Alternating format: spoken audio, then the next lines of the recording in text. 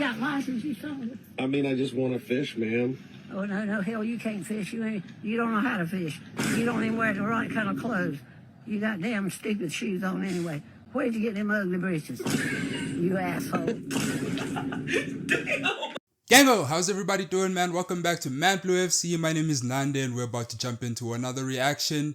Today we're reacting to Don Robbie and his daily transfer show, the same as usual. But today I'm skipping a few episodes just to, just to make sure that I can stay up to date with what's happening, what's actually happening, seeing as the transfer window is coming to a close soon. So, it's a Thursday, so we're looking forward to. Is it a Thursday?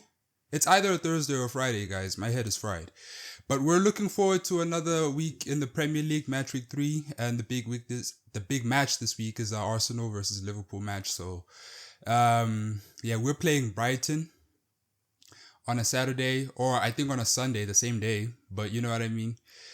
Let's just hope, man. Let's just hope we can get back on track. We absolutely need to catch up with those two. So, without any further ado, man, let's just jump right into it. Hi, and welcome along to AFTV Transfer Daily, the show that keeps you up to date with players that have been linked with a summer transfer move to Arsenal. Still over in Paris at the moment.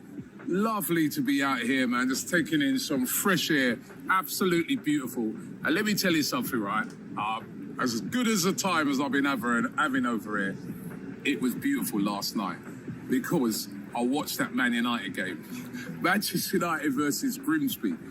And I still can't get over that result. Grimsby, that was a crazy match, man. I absolutely loved that match. Of football, deservedly beating Manchester United. It was absolutely incredible result. And, all them United fans who were saying, oh, we were so unlucky against Arsenal. I mean, were they unlucky last night? Was it the rain?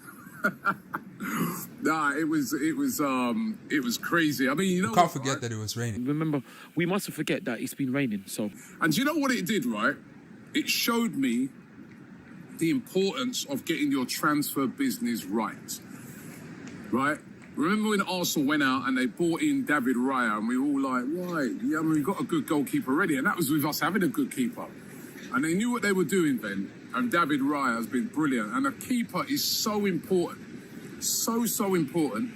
And Manchester United have basically had two keepers that they know are not good enough for the last 2 seasons. But yet still, this transfer window, their priority's been on just buying in forward players. And now they're scrambling around trying to get a goalkeeper in. So it shows you the importance of getting your transfer business right. We've been like that before in the past. We've improved a lot under Edu, and now this guy... Bro, I'm telling you, when you start winning matches and you start doing good in the Premier League, you can say things like, yo, we used to be that way in the past. It's like, buddy, you need to still get over the line. So, tricky little tie for us away from home. Looking forward to that. I've never been to Port Vale before, so that'd be great. And also, of course, today, we get to find out who we've got in the Champions League. I don't know if you guys realise, but we could. I just saw yesterday I saw our draw. Any of these 2 teams, the matches we drew in the Champions Barcelona, League. Real Madrid, Bayern Munich. Speaking of, Borussia Dortmund, PSG, or Inter Milan. We can get any of those 2. We got those 2. Get 2 out of those teams. So, who did Arsenal get? The Champions League with this new format. You're going to play big guns in it. You play a lot of games, you need a very, very good squad. And hence why you see Arsenal really, really trying to strengthen the squad and have 2 players in every single position. Now, the player that they're trying to sign at the moment is Piero HINCAPIE or HINCAPIE. Somebody's messaged me the other day, said it's called HINCAPIE, right? Okay, right. Now, Fabrizio Romano reporting today that there are direct talks now between Arsenal and Bayer Leverkusen to try and get this deal done. Personal terms have already been agreed between us and the player, but it's just to agree now the terms with Bayer Leverkusen. We know that they're looking for this release clause of £52 million. Arsenal don't want to pay that. They want to pay less than that. And I was looking at this guy on X called Hand of Arsenal. By the way, this guy's been really accurate with a lot of his predictions during this transfer window. Okay. He says that Andrea Berta was aware that, there's a little deal in place with Bayer Leverkusen how you doing, mate? With my Brother. I'm here doing Transfer Daily. Big up. right? Fans over here as well, right? Right. Berta is aware, right, that there's this deal between the player and the club where he can leave for below the release clause if a team becomes interested for a certain fee. Andrew Berta's really got his intel going. However, I'm very sceptical of these deals. We've seen a lot of this summer where players are like, oh no, I had this agreement in place with the club, and then the club turns around and says, what agreement? So talks are ongoing at the moment. Andrew Berta, according to, again, what Hand of Arsenal is saying is he wants to get this deal done before deadline day. He doesn't want to be scrambling around trying to play, get a replacement for Jakob Kivior. So he wants to get the deal done before deadline day. The sporting director of Leverkusen yesterday, Simon Rolfe, he was saying that they want to hold on to the player, but they understand that when teams come in, you might have to let a player go. It is starting to look like they're resigned to that fact. There were rumours yesterday that they were, looking at other targets. Even a rumour that they've approached Newcastle about Sven Botman as a replacement. Sven Botman is somebody I haven't heard being spoken of in a very long time, but that's a player that I rate very highly. Before deadline day, so one to keep our eyes on. I don't think Newcastle are in the position to be letting go of any other players, especially in their current condition. We already took their captain this summer. Could we be getting the new captain? Nathan Collins, of course, really good centre-back, can also play as a full-back as well. He's been interested in a lot of teams, including Spurs. Could this be another hijack? I mean, we've seemingly hijacked them for HINCAPIE. Why even try at this point, Tottenham? Come on, man. If you know Arsenal want a player, it's just best to just look the other way, man. There are other players in the world playing in the same position. Who, as I said, is also wanted by Spurs. As I said, I think if this is true, Arsenal will only make a move for him if they can't get the deal for HINCAPIE done over the line. So, again, one to keep an eye on. And then all of this leaves Jakob Kivior. What's happening with him? He's sitting there on his hands. He's got his move all lined up. Right. He's going to be going to Porto. Right. The fee has been agreed, around about £23 million roughly. But Arsenal are not letting him go yet until they've sorted out a replacement. And I think that's the right approach. Got to get that replacement in before you let Kivior go, because Kivior was so good at coming in and helping Arsenal out in times of need last season. So there's no way they can let him go without sorting this out. So Jakob Kivior, though, is set to leave, but the replacement has to be found first. And that is what Andrea Berta is working on. And Reece Nelson, now all summer, it's looked like he's going to be going back to Fulham, where he spent most of last season on loan until he picked up an injury. However, Fulham have been cooling interest and looking at other targets.